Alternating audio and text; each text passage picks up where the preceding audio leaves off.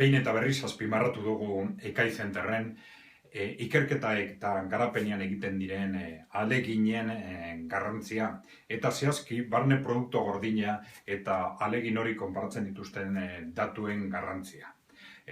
Datu horiek ez doia ondo azken urte hauetan oso herrialde atzeratuta dago Euskal Herria kontutan hartuta duen pisua industriaren aldetik, baina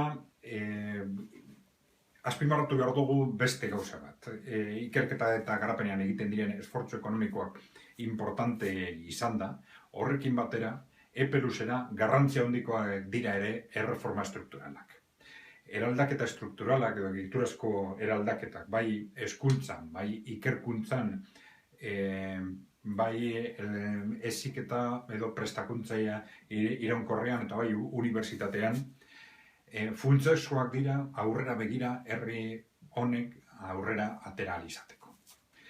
Zer gertatzen da eraldaketa edo reforma horiekin? Politikoki zailak direla, oso zailak. Kolektibo diferenteak dagoz interesatuta gauzak ez mugitzeko, arlo batean edo bestean, ez dira politikoki oso errentagarriak, baina politiko arduradunen politikoen ardura funtsezko bada hain zuzen erronka hoiei aurre egiteko. Erronka hoiei, reforma estruktural hoiei, egiturazko eraldaketa hoiei aurre ez badiego egiten oso etorkizun zaila daukagu ikerkuntzan, garapenean, berrikuntzan eta oro har ekipamentu teknologikoan. Eta badakigu gure sozietatea, gure gizartea eta baita ere gure etorkizun ekonomikoarentzat erronkai funtsezkoena dela.